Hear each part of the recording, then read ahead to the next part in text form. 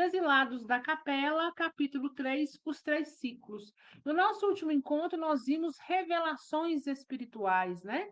Ele veio nos dando temas, princípios aos quais a espiritualidade há muito nos fala, mas ele veio de uma forma ajudar a reforçar o nosso entendimento. Já aqui nesse capítulo, ele vem falando dos três ciclos. O que são esses três ciclos, né?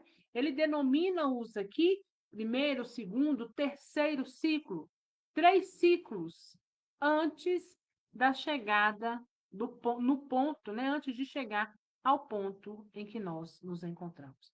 E ele inicia o capítulo dessa forma: para a melhor metodização do estudo que vamos fazer deste tão singular e interessante assunto, julgamos aconselhável dividir a história da vida humana na Terra em três períodos ou ciclos, que, muito embora diferentes das classificações oficiais, nem por isso, todavia, representam discordância em relação a elas.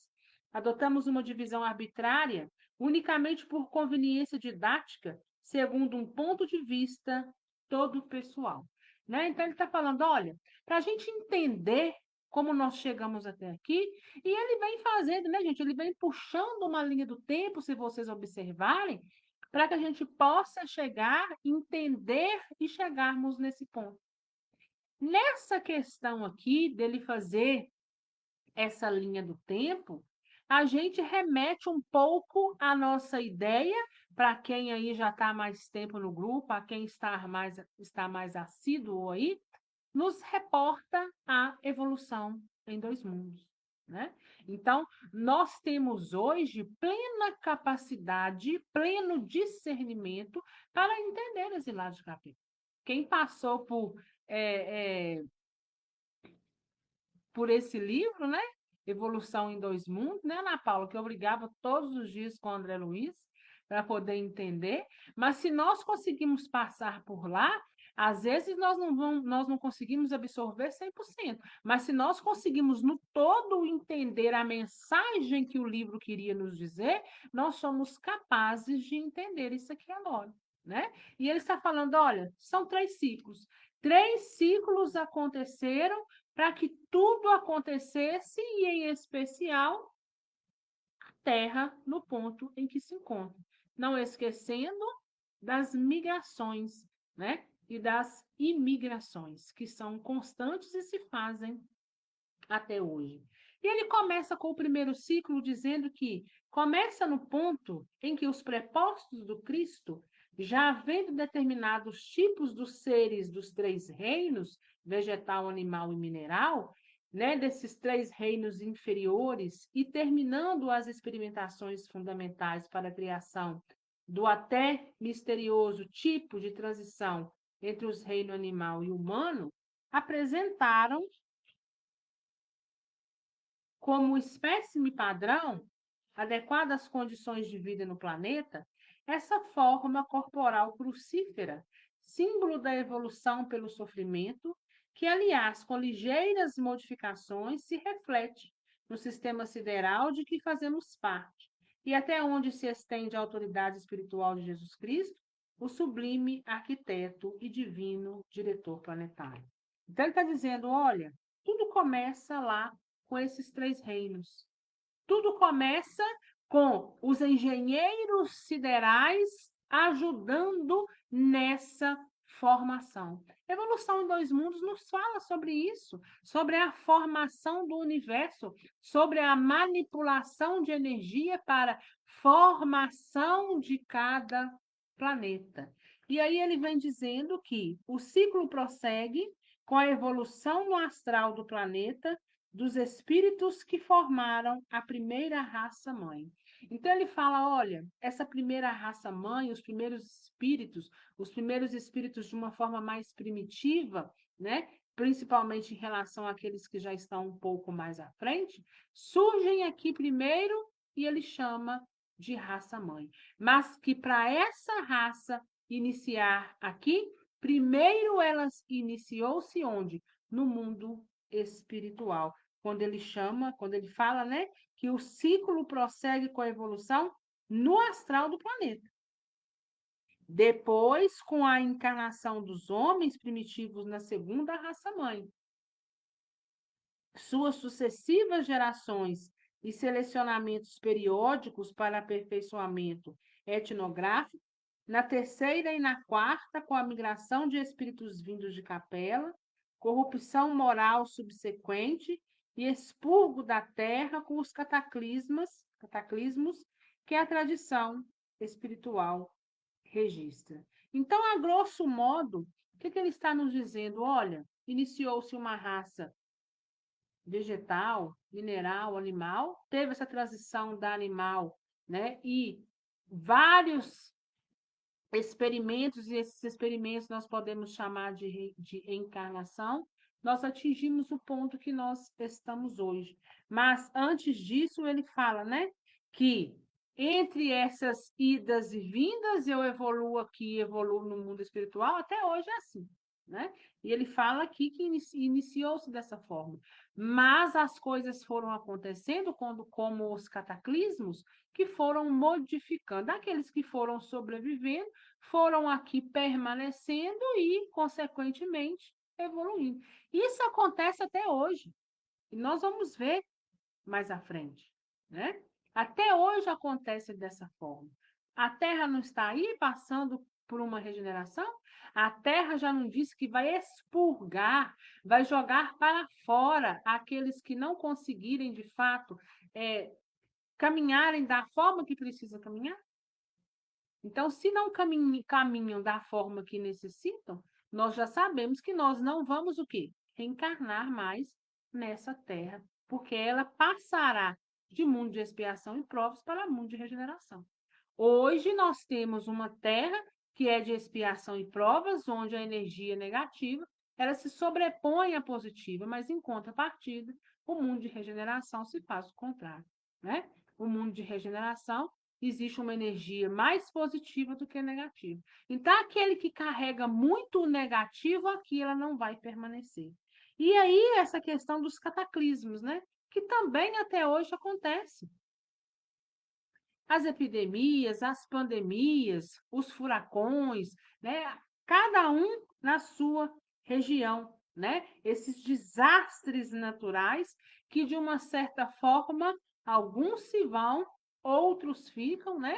E aí é um refazimento constante, né? Então, isso até hoje acontece de uma forma bem mais sutil, mas não menos, né, avassaladora, mas naquela época era mais latente. Mas tudo iniciando-se no mundo espiritual. E ele passa para o segundo ciclo, dizendo o seguinte: inicia-se com massas sobreviventes desses cataclismos, atravessa toda a fase consumida com a formação de novas e mais adiantadas sociedades humanas e termina com a vinda do Messias Redentor. Então, nós saímos daquele que é muito primitivo, expurga, bagunça, e aí é aquela constante evolução, e aí nós chegamos, né, numa sociedade que termina esse segundo ciclo com Jesus. Antes de Jesus, passaram-se aí, né? Tiveram aí Moisés. Tanto que Jesus, quando chegou, disse, né? Ele não veio destruir a lei de Moisés, ele veio cumpri-la. Mas ele veio também colocar um ponto, encerrar uma fase. Então, nós vivemos de fases, fases que são iniciadas, mas também são encerradas. E a gente vai nesse fluxo. Eu encerro uma fase hoje, mas em contrapartida eu inicio uma outra e assim eu vou, então, fazendo, né?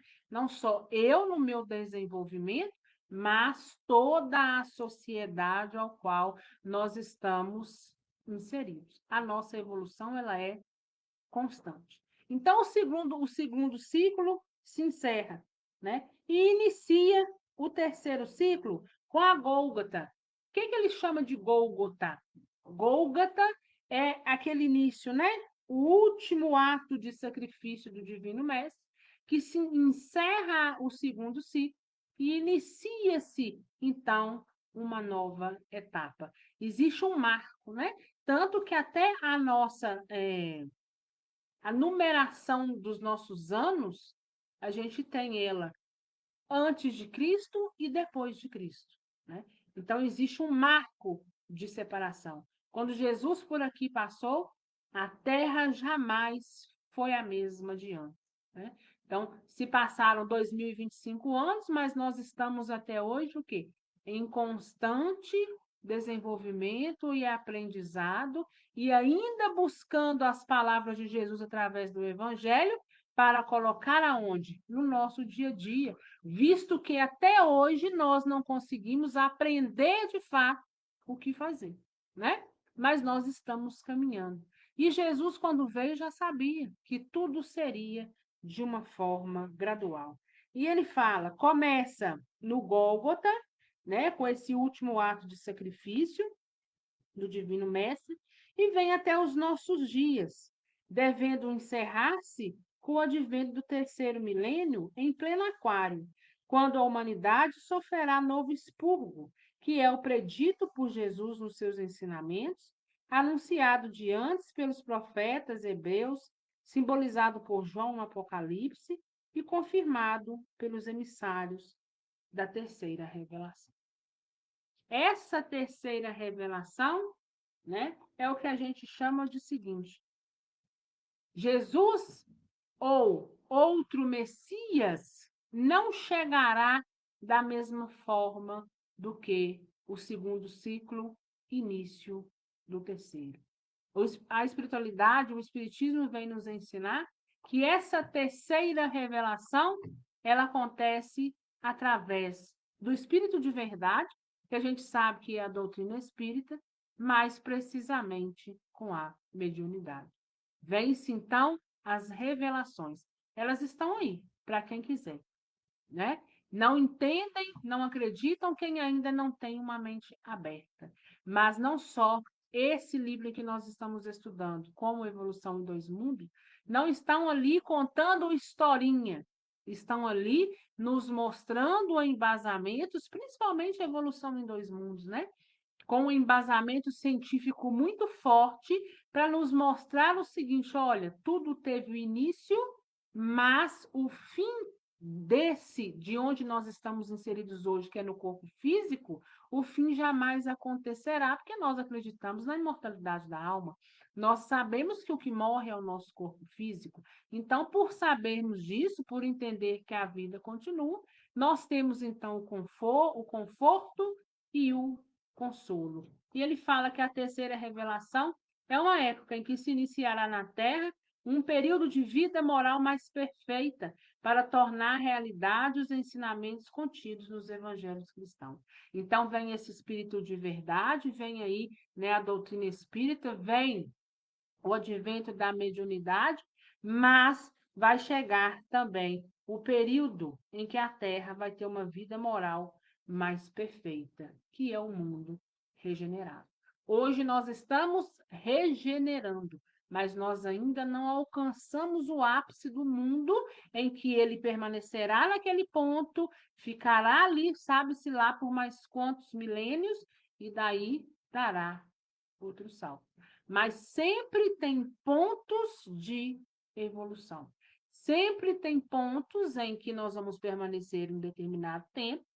Evoluiu-se o suficiente, é hora de avançarmos, né? Então, a gente quer ter esse discernimento para avançar sempre, porque nós não queremos ir para a superterra, né? Nós não queremos ir para um mundo mais primitivo, com toda a capacidade que nós já adquirimos, né? Nós não vamos retroagir, mas nós vamos retardar no tempo por não termos observado, enfrentado e tido discernimento onde deveríamos ter, né? Lembra lá dos exilados de Capela? Eles terem vindo para a Terra é misericórdia divina, porque a energia em que eles carregavam, eles não poderiam permanecer em Capela porque eles não iam se sustentar ali enquanto indivíduos. Então, apesar de serem seres esclarecidíssimos, eles precisariam vir para o mundo mais primitivo para poder experimentar na carne aquela diferenciação que não tinha feito enquanto estava lá dentro do que era bem melhor, né? E nós somos assim. Quantos de nós, às vezes, nós não damos valor para o que nós temos e aí a gente começa a dar, depois a gente perde, né? Mas aí, depois que a gente perde, é necessário experimentar o fruto chamado consequência. A mesma coisa acontece com Capela. E aí a gente passa para o capítulo 4, onde ele vai falar no tempo dos primeiros homens. Ele vai falar de Deus e dos planos universais. E ele começa assim: hoje não mais se ignora que os seres vivos, suas formas, estruturas, funcionamento orgânico e vida psíquica, longe de serem efeitos sobrenaturais ou frutos de acasos, resultam de estudos, observações e experimentações de longa duração, realizados por entidades espirituais de elevada hierarquia, colaboradoras diretas do Senhor na formação e no funcionamento regular, sábio e metódico da criação divina. O que ele está dizendo? Olha, a vida terrena hoje, assim como a vida em todos os astros, ela é assistida, né? Nós sabemos que Deus é a energia suprema, causa primária de todas as coisas, é dele que advém toda a criação, inclusive nós mesmos, mas que existem soldados de Deus sob o olhar do Cristo planetário para que tudo possa girar, né? Então, Jesus está no controle, está lá no leme, mas tem tantos outros soldados, tantos quanto bastem, para ajudá-lo a fazer como se diz, a roda girar, né? Então, todo mundo vai caminhando, cada um vai trabalhando da forma que pode contribuir para o melhoramento daquele planeta, em especial o planeta Terra, ao qual nós estamos hoje inseridos, e que nós precisamos fazer as devidas reflexões, né? Porque se é aqui que a gente está, claro que a gente sabe que existe vida em outros lugares, nós não estamos sozinhos, a gente só não consegue visualizar, né? Seja por estar numa dimensão mais sutil, ou seja por estar numa densidade, ou seja, não estão na mesma vibração do que a gente. Então, a gente não consegue verificar. Mas sozinho, nós não estamos. Mas todo o universo tem habitat, e isso tem, com certeza, e nós não podemos negar. O princípio de todas as coisas e seres é o pensamento divino que, no ato da emissão e por virtude própria, se transforma em leis vivas, imutáveis e permanentes. Nós já vimos isso em outra oportunidade. Quer ver como é que você vai entender, Rosana?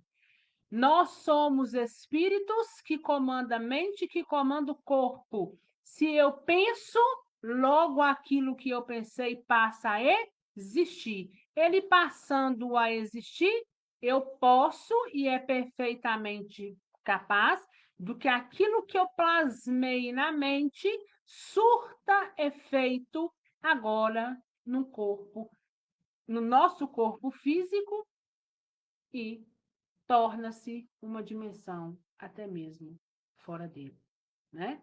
Quando a gente pensa em construir uma casa, aqueles que têm capacidade conseguem imaginar perfeitamente na sua mente cada cômodo, como vai ser a construção de cada lugar. Olha uma parede e consegue falar, né, exatamente onde vai passar os pontos. Daí a pouco a criação sai da mente e passa a ser sólida, ou seja, visível, construída ali a partir de um comando que iniciou-se na mente, né? Da mesma forma, vibrações no nosso cérebro, as células do nosso corpo físico respondem a esses comandos, e esses comandos podem ser o quê? Positivos ou então negativos.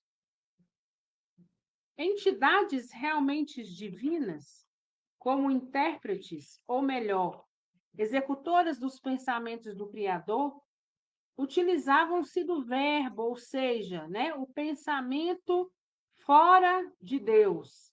E pelo verbo plasmam, pelo pensamento criam o pensamento da matéria, a força do verbo dentro das leis e age sobre a matéria, condensando-a,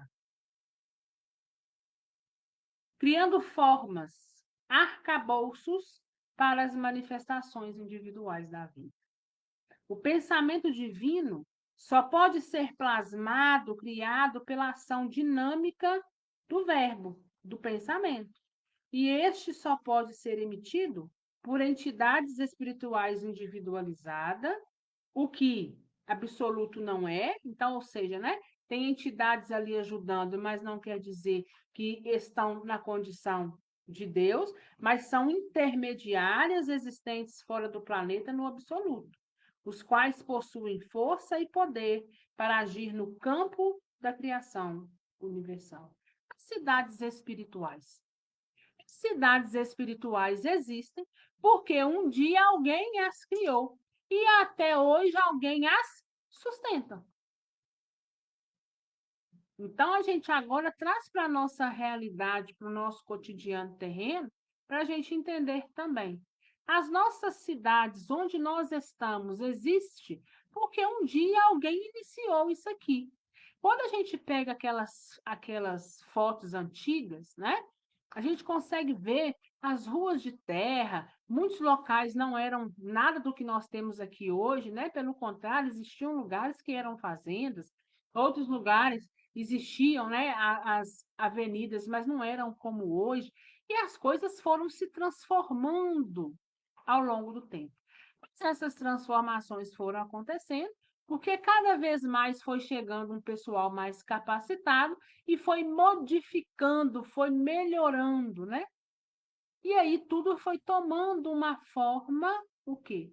Diferente. Mas a cidade existe porque está no ponto que está hoje, porque um dia alguém começou lá através do pensamento, através do plasmar, do criar na mente e foi exteriorizando até chegar no ponto que nós nos encontramos. E aí foram criando infraestrutura, foi dando todo o aparato que cada um precisa, né, para poder conviver em sociedade, para encontrar ali as coisas básicas, ainda que sejam falhas, né? Nós não somos perfeitos. Mas, se a gente for olhar aí para 100 anos atrás, onde eu estou hoje, onde cada um de vocês se encontra, a realidade aí seria muito diferente.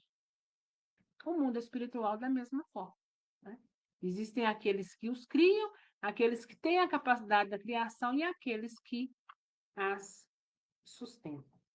Assim, quando o pensamento divino é manifestado pelo Verbo, ele se plasma na matéria fundamental pela força da mesma enunciação, dando nascimento à forma, à criação visível, aparencial.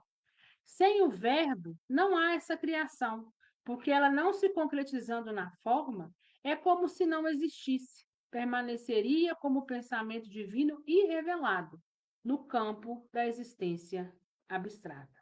Então, ou seja, sem o pensamento não é possível criar, não é possível então concretizar.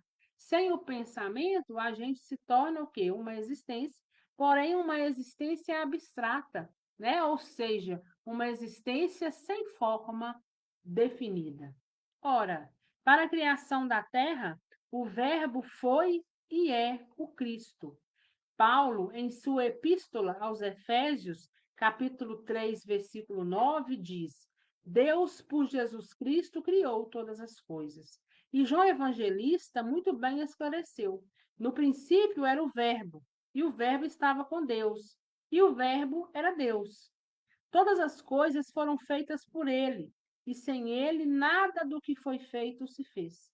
Por isso é que o Divino Mestre disse: Eu sou o caminho, a verdade e a vida, ninguém vai ao Pai senão por mim. Assim, pois, formam-se os mundos, seres e coisas, tudo pela força do verbo, pela força do pensamento, que traduz esse pensamento criador segundo as leis que esse mesmo pensamento encerra. Em outras palavras, o absoluto pelo pensamento cria a vida, e as leis e entidades espirituais do plano divino, pela força do verbo, plasmam a criação na matéria, dão forma e estrutura a todas as coisas, e seres presidem a sua evolução até a eternidade. Tudo, mais uma vez, iniciando-se no mundo espiritual, nós sendo redirecionados para onde nós precisamos para o nosso crescimento moral e intelectual, mas tudo aí presidido por uma força maior, por um Deus que rege todas as leis. Cada um de nós, dentro da sociedade em que estamos, com os costumes que nós temos as nossas regras, né? Cada um tem a sua cultura, mas existe um Deus lá em cima que está regendo, então, todos nós. Na Gênese cósmica, no que se refere à Terra, a ação do Verbo traduziu o pensamento criador a seu tempo na constituição de uma forma globular fluídica emanada do Sol central, que veio situar-se no devido ponto do sistema planetário como um novo recurso de manifestações de vida para seres em evolução. Então, olha aí a Terra, né? A Terra como um ponto de manifestação divina, de vida, para seres em evolução. Então, a Terra hoje, ao qual nós aqui nos encontramos, nós estamos em terra de misericórdia. Por isso, muitos falam, né, em especial o Brasil, que é hospital. A Terra é o hospital. Né? O Brasil mais ainda, mas a Terra é o hospital. Né? Porque aqui estão muitos que escorregaram de maneira surreal, mas que encontraram oportunidade de crescimento e a misericórdia divina nos permitindo pagarmos em prestações pelos atos e falhas que nós cometemos lá na frente, apesar de muitos terem, como se diz, não recaído, decaídos, né? Mas nas recaídas tivemos que vir para um lugar mais primitivo, mas que não deixa de ser um local em evolução, onde se encontra Jesus e a misericórdia de Deus. Circundando a Terra, formou-se uma camada fluídica, de teor mais elevado, destinada a servir-lhe de limitação e proteção, como também de matriz astral para a elaboração das formas vivas destinadas a evoluir neste mundo em formação. Nessa camada se continham os germes dos seres, conforme foram concebidos pelos espíritos criadores das formas, representando tipos padrões fluidicamente plasmados para futuros desenvolvimentos. E com o tempo, progredindo a condensação da forma globular, segundo as leis que regem a criação universal, os gases internos emanados do núcleo central subiam à superfície do conjunto, onde eram contidos pela camada protetora e daí condensado pelo resfriamento natural, caíam novamente sobre o núcleo em forma líquida, trazendo, contudo, em suas malhas, se assim podemos dizer, os germes de vida existentes. Né? Ele está dizendo que os germes é o início de tudo. Né? Lembra daquela bactéria, o Leptotrix? Ele foi a primeira bactéria que surgiu, e daí ele se alimentava-se da ferrugem das rochas, e aí ele, numa evolução de coloca no mundo, desenvolve-se um pouco no mundo espiritual, ou seja, é modificado no mundo espiritual, inserido na Terra, ele vai sofrendo inúmeras modificações, até que em um determinado momento, ele que só tinha um polo negativo, ele cria-se então um polo positivo. Passível de cruzamento e surgimento de uma nova espécie, né? Da mesma forma, são os germes, né, que aqui chegaram. Esses germes, assim veiculados, espalharam-se pela superfície do globo em formação, aguardando oportunidade de desenvolvimento.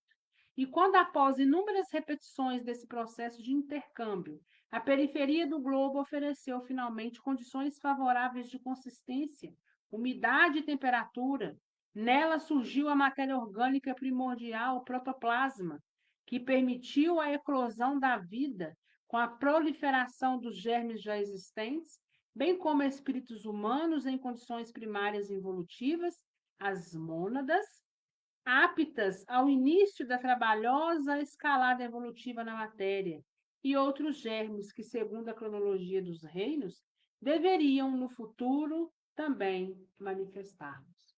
Então, nós somos uma centelha divina, nós somos parte dessa criação, onde a todo instante está criando, neste momento nasce, né, uma centelha de Deus. Nós passamos por um princípio bem primitivo, lá no estado de mônada, até para que nós, então, possamos caminhar e chegarmos ao princípio inteligente e do princípio inteligente continuarmos a nossa caminhada, então, evolutiva.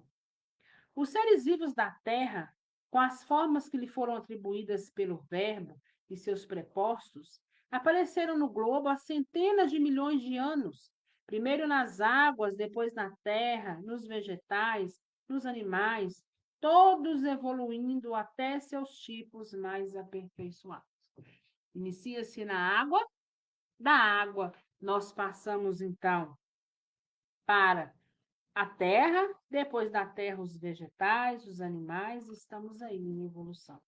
Segundo pesquisas e conclusões da ciência oficial, a Terra tem 2 bilhões de anos de existência, tendo vivido 1 bilhão de anos em processo de ebulição e resfriamento, após o que somente então surgiram os primeiros seres dotados de vida. A Terra foi totalmente preparada para aqui inserir seres que tinham uma determinada necessidade de evolução.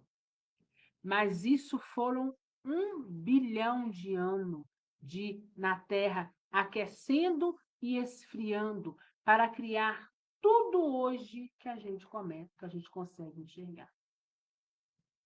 Né? Aí no Rio de Janeiro, né, Dileu, a gente consegue ver essas pedras maravilhosas.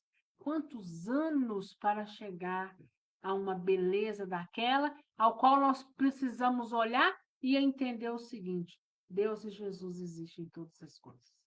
Eles estão trabalhando incessantemente para deixar muito mais bonito e harmonioso para onde a gente passa. Né? Aqui em Minas existem quedas d'água, cachoeiras maravilhosas, assim como em tantos outros lugares a gente encontra maravilhas da natureza e elas estão aí em desenvolvimento por milhões de anos, né? E assim permanecerá. Né? Muita gente fala, tá chegando o fim dos tempos, tá nada, quem vai embora somos nós. O fim dos tempos é chegada para nós, que precisamos decidir o caminho ao qual nós queremos percorrer, porque Jesus já disse, opa, se você não melhora aqui, não vai ter mais lugar para você permanecer. Então, é o ultimato, é o final da linha para nós, mas outros virão habitar, aqueles que estarão mais aptos do que nós, ou quem sabe nós não tenhamos o discernimento necessário para estarmos aqui em mundo regenerado. Até Louis Pasteur, 1822-1895, químico e biólogo francês, tinha a opinião firme dos cientistas sobre a origem dos seres. Era a teoria da geração espontânea, segundo a qual os seres nascem espontânea e exclusivamente de substâncias materiais naturais, como, por exemplo, larvas e micróbios, nascendo de elementos em decomposição. Então, as bactérias estão aí em evolução. O que a ciência, né, o que a biologia em si precisa alinhar, e ela está caminhando para isso, porque não haverá saída para ela, daqui a pouco, talvez nós não vamos estar aqui, mas daqui a pouco vai se ter notícia, opa, a ciência alinhou-se ao espiritual. As respostas que a ciência não encontrou, ou ainda não encontraram, elas vão encontrar lá no mundo espiritual. Porque aonde existe lacuna, como assim uma alga que era azul se torna verde, de um verde jamais visto, né? Então, às vezes, eles não conseguem descrever de uma cor e outra, mas é porque ela foi modificada no mundo espiritual, inserida no mundo físico, em contato com o mundo físico, dentro do aprimoramento que ela teve, ela então tem-se uma modificação. Com as pesquisas e conclusões deste eminente sábio francês, o conhecimento se modificou e ficou provado que os germens nascem uns dos outros, não tendo valor científico a suposição da geração espontânea, conquanto o problema continuava ainda de pé em relação ao primeiro ser no qual os demais se geraram. Em 1935, o bioquímico americano Wendell Meredith Stanley isolou um micróbio incomparavelmente mais primitivo que qualquer dos demais conhecidos até então, e que se reproduzia mesmo depois de submetido ao processo de cristalização. Como, até então, nenhum ser vivo pudera ser cristalizado e continuar a viver, daí se concluiu que o ser em questão era um intermediário entre a matéria inerte e a matéria animada pela vida. Admitiram os pesquisadores que esse fato veio preencher a grande lacuna existente entre os seres vivos mais atrasados e as mais complexas substâncias orgânicas inanimadas, como, por exemplo, as proteínas. Esse ser seria, então, academicamente falando, o ponto de partida para gerações dos seres vivos existentes na Terra, os quais, há 1,5 bilhão de anos, vêm evoluindo sem cessar, aperfeiçoando as espécies, suas atividades específicas. E assim nós estamos em constante evolução, e assim nós vamos terminando a metade do capítulo 4 hoje, para que nós possamos, dentro de tudo que nós escutamos aqui hoje, apesar de, quando a gente reporta, faz uma comparação em evolução em dois mundos, já não se torna bicho de sete cabeças para nós, nós vamos clareando, nós vamos abrindo a nossa mente e entendendo, então, a criação de todas as coisas. Que nós possamos ter discernimento, que nós possamos continuar com coragem e força, que jamais nos falte a nossa fé. Um dia nós passamos aí por esse estado de germe, por esse estado animal tão primitivo, mas hoje nós já caminhamos um pouco mais e ainda queremos alcançar tantos outros tempos até chegar na classe dos espíritos puros. Mas o que nós não podemos esquecer, que chegando na classe dos espíritos puros, dentro dessa classe, existem degraus onde nós ainda precisamos subir. Nós não teremos descanso, mas fato é, nós vamos ser um pouco melhores a cada dia. Gente, alguma dúvida? Vocês estão aí? Tá.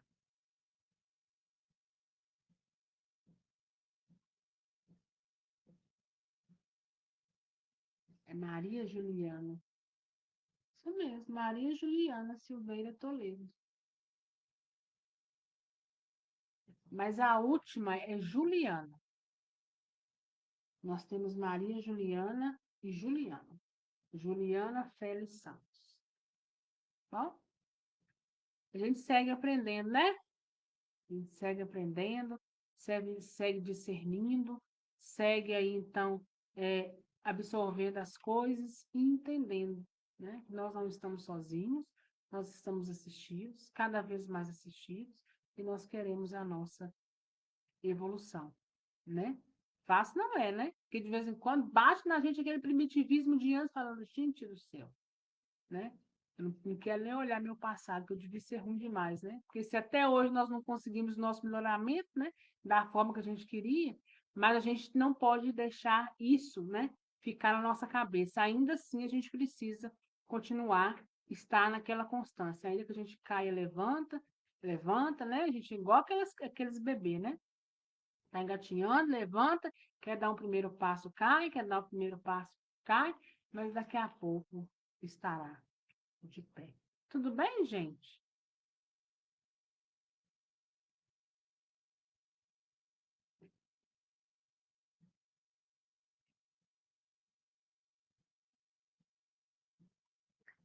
vai esclarecendo, né, Luciana?